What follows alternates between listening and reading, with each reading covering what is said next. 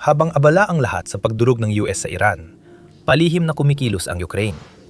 Hindi ibig sabihin na hindi nila ito pinag-uusapan.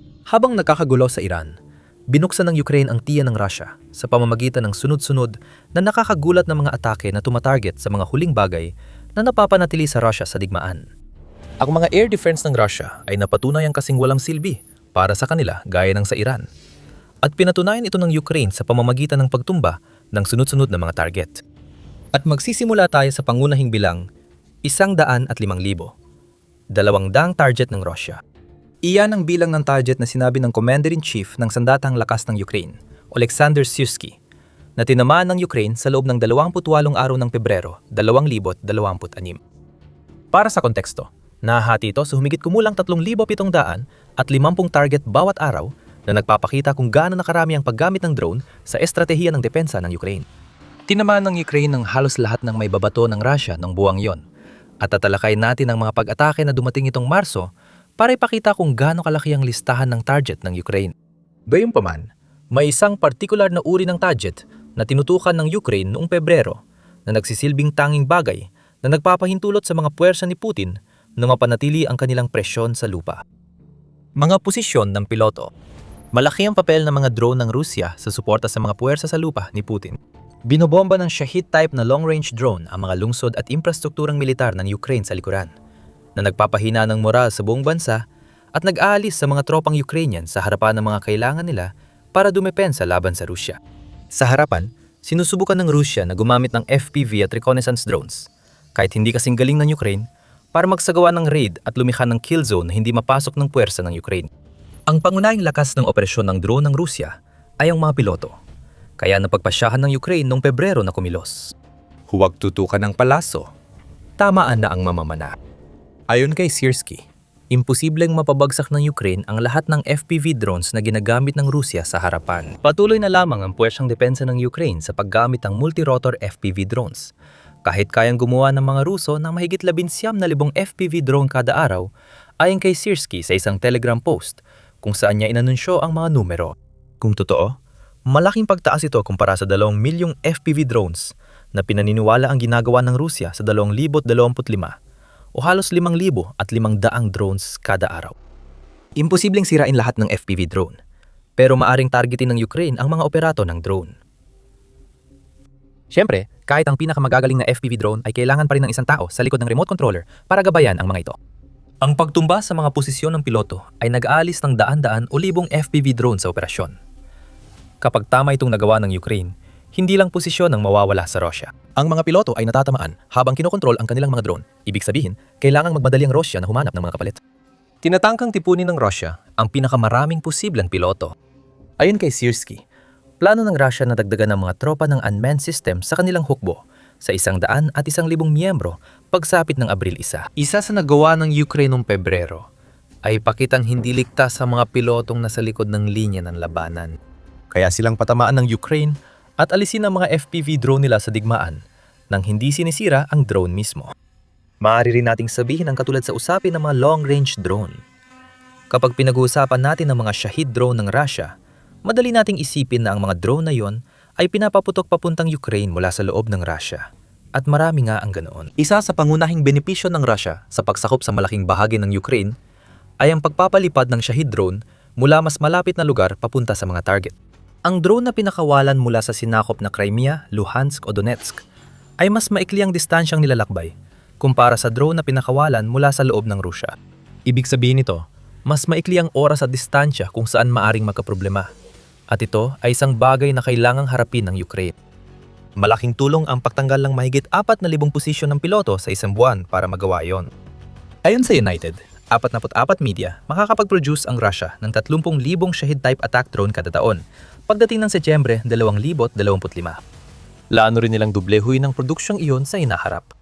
Noong Enero, iniulat ng RBC Ukraine ang sinabi ni Syrskyi na nais ng Russia na maglunsad ng 1,000 attack drone laban sa Ukraine araw-araw.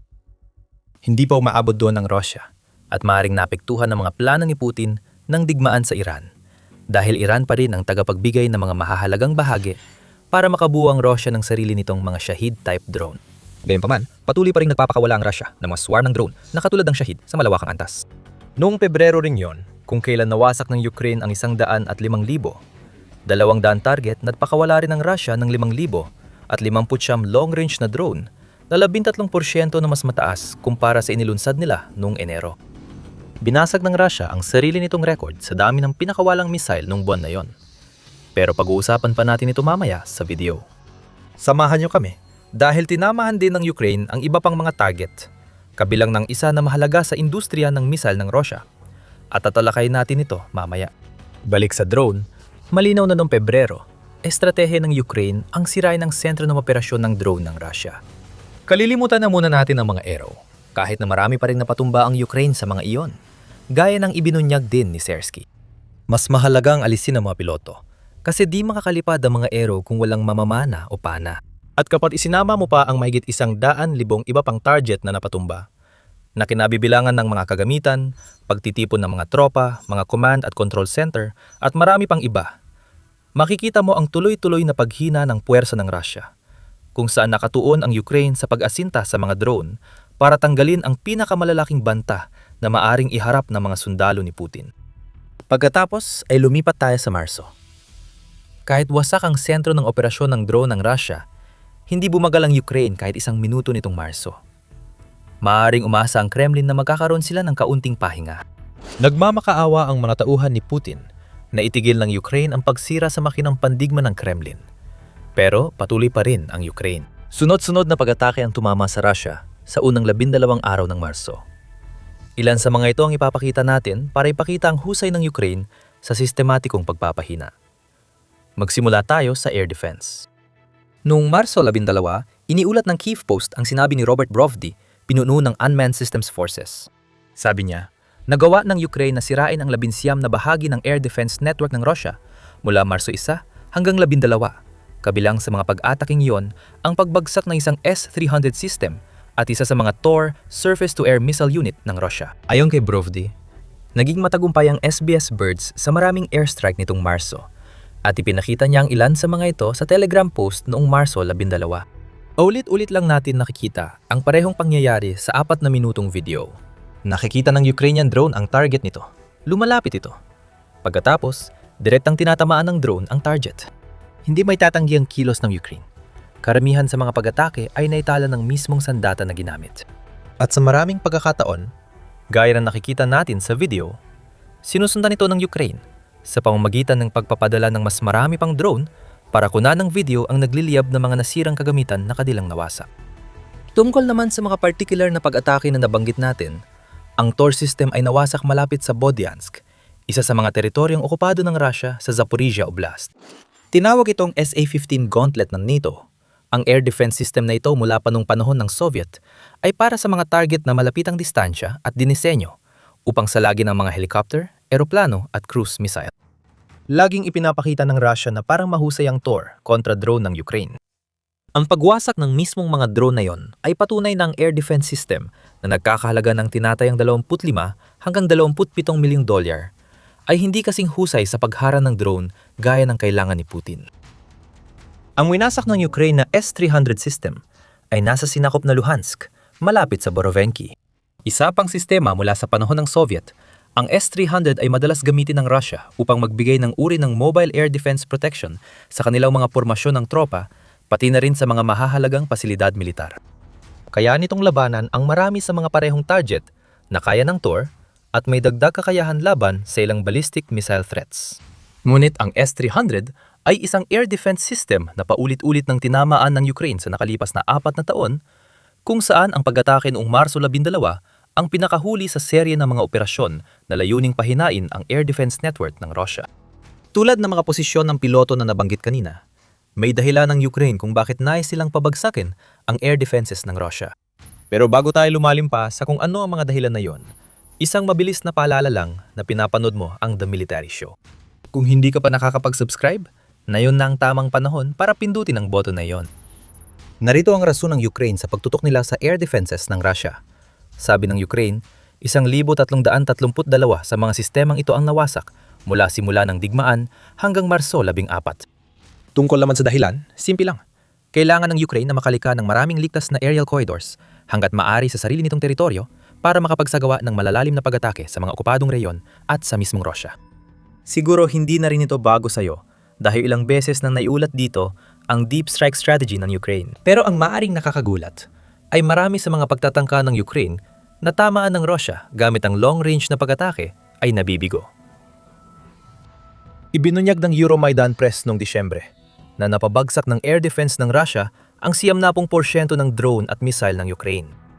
Malakas na interception rate yun. Bagaman ibig sabihin din nito na 10% ng mga long-range na sandata ng Ukraine ay tumatama sa kanilang mga target. Pero para sa Ukraine, malaking pera at drone ang nasasayang na sana'y tumama sa targets kung naparalisa ang air defense ng Russia. Nagkakaroon ng mga pag-atake dahil nais ng Ukraine na sa 2026, mas marami sa kanilang long-range attacks ang magtagumpay. Makakahadlang ito sa mga puwersa ng Russia sa harapan dahil kabilang sa mga estratehikong target ng Ukraine ang mga bagay tulad ng mga posisyon ng piloto na napag-usapan natin. Pati na rin ang langis ng Russia, mga imbakan, gasolina, at marami pang iba na nagpapagana sa hukbo ni Putin. Mas kaunting mahahalagang bahagi ng makineryang militar, mas hihina ang harapan ng Russia. Mayroon ding patuloy na problema ang Russia sa kanilang air defense na dapat isaalang-alang. Ang mga parusa ay nagdulot ng malaking pinsala sa kakayahan ng Kremlin na gumawa pa ng mga panibagong air defense. Iniulat ng Euromaidan Press at sinang-ayunan ng isang artikulo ng Kyiv Post noong Disyembre na pinakamalaking kahinaan ng depensa ng Russia ang kakulangan nila sa mga mahahalagang bahagi para sa kanilang air defense. Kapag walang mga bahagi, walang bagong air defense systems o mabagal ang paggawa nito. Hindi agad mapapalitan ng mga unit na nasira ng Ukraine. Ang mga pagkabigo sa supply chain sa lahat ng aspeto ay naglagay sa Russia sa mahirap na posisyon na kailangan mamili kung papalitan ba ang mga sistemang sinisira ng Ukraine sa pamamagitan ng pagdadala ng mga air defense mula sa loob ng Russia papunta sa harapan o pababayaan na lang ang mga puwang na nililikha ng Ukraine para maprotektahan ang mga target na mas malapit sa kanilang sariling teritoryo. Lahat ng air defense system ng Russia na gumagamit ng dayuhang piyesa, kahit mula sa bansang may sanction o wala, ay matinding naaantala ang paggawa. Ayon sa Kyiv Post, isang tamang attack o sanction na lang ang kailangan para hindi na makagawa ang Russia ng S-400 air defense system na mag-aalis ng mahalagang kagamitan sa digmaan. Kaya sa kahit anong paraan, panalo ang Ukraine, kahit ano pa ang maging tugon ng Russia sa mga problemang ito. Nabubuksan ang mga ligtas na daanan sa himpapawid na kailangan nito, na nagbibigay daan para makapagsagawa pa ng mas maraming pag-atake laban sa Russia at sa makina ng digmaan nito. Tungkol naman sa mas marami pang pag-atake, may ilan pa tayong tatalakayin. Kabilang na ang isang pag-atake ng Ukraine laban sa isang sentro ng misil ng Russia na nabanggit natin kanina. Samahan ninyo kami hanggang sa dulo ng video para malaman ninyo ang tungkol doon. Samantala, noong Marso, tinamaan ng Ukraine ng isang tren ng gasolina bilang bahagi ng estratehiya nitong pahinain ng Russia sa harapan. Ang 2 araw bago sumapit ang Marso 12 ay naging explosive para sa Russia at nawalan pa sila ng 2 air defense system. Noong araw na pinabagsak ng Ukraine ang S-300, winasak din nila ang bodega ng bala sa sinakop na Luhansk. Libu-libong bala ang nasira. At nasira rin ang repair unit ng Russian Artillery Brigade sa Yakimivka, Zaporizhia. Habang abala ang Russia sa pagharap sa lahat ng mga pag-ataking ito, may mga panibagong Ukrainian drone na tumutulak papunta sa rehiyon ng Luhansk para sirain ang isang tren ng gasolina at pampadulas sa sektor ng Dovzhansk. Hindi na kailangang ipaliwanag ang halaga ng pag-atake nito. Kung mawalan ng gasolina ang puwersa ng Russia, hindi aandar ang kanilang mga tangke at armored vehicles. Ibig sabihin, hindi na makakagalaw ang mobile artillery at air defenses, kaya mas madali silang maging target ng pag-atake ng Ukraine. Nasunog din ang mga pampadulas sa tren, kaya nasira din ng Ukraine ang isang mahalagang gamit sa pagmintina ng mga kagamitang militar ng Russia. Kung hindi nito mapipigilan ang mga kagamitang yon na gumalaw, maaari nitong pilitin ang unti-unting pagkasira na magpapahina at magpapababa ng pagiging maasahan ng mga kagamitan kumpara sa kailangan ng mga tropa ni Putin sa labanan. Kapansin-pansin, ginaya ng Ukraine ang estilo ng Russia ng atake ng fuel train sa Luhansk. Parehong alam na magkabilang panig ang kahalagahan ng lohistika at papel ng riles ng tren sa galaw ng kanilang hukbo.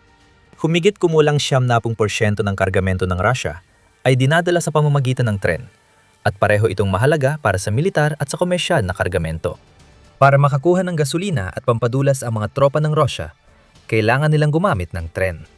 May katulad na pag-asa ang Ukraine sa tren, kahit na mas advanced ito sa teknolohiya kaysa sa Russia sa maraming iba pang aspeto, at pinatitindi ni Putin ang pressure. Ang pakikidigma, kung ikaw man ay umaatake o nagtatanggol, ay nangangailangan ng gasolina. Kailangan mong dalhin ang bala at kagamitan sa mga sundalo. Ngunit madalas, hindi pwedeng gamitin ang mga kalsada dahil mahal at mabagal ang madalaking truck na may mabigat na karga. Kaya nagiging target sila. Sinamantala na ito ng Rusya mula pa noong unang bahagi ng Marso. Iniulat ng DW na sinabi ito ng Bukuzaliznytsia, ang pampublikong kumpanya ng riles ng Ukraine, sa isang ulat noong Marso 12. Tinatama ng mga tulay at riles, pati na rin ang mga tren, at ginagawa lahat ito upang guluhin ang operasyon ng logistics ng Ukraine sa lupa. Noong Marso 12, ginamit ng Ukraine ang mga drone para sirain ang tren ng gasolina at pampadula sa sinakop na teritoryo, bilang mensahe kay Putin na kaya rin nilang makipagsabayan sa logistics. Lalong lumala ang sitwasyon ng Russia nang sirain ng Ukraine ang Drone Operation Center, pati na ang mahalagang bahagi ng logistics, air defense at missile strategy ng Russia. Nabanggit namin kanina na may tiyak na dahilan ang Ukraine kung bakit nila hinahabol ang mga missile ng Russia, bukod sa mahalagang target nila. Noong unang bahagi ng Marso, muling inatake ng Russia ng missile at drone ang Kharkiv. Karaniwan na ang pag-atake ng Russia mula sa himpapawid sa mga lungsod ng Ukraine, isang malungkot na bahagi ng digmaang pinamumunuan ni Putin. Kapansin-pansin sa pag-ataking ito na gumamit ang Russia ng bagong missile. Tinawag na Isdilya 30.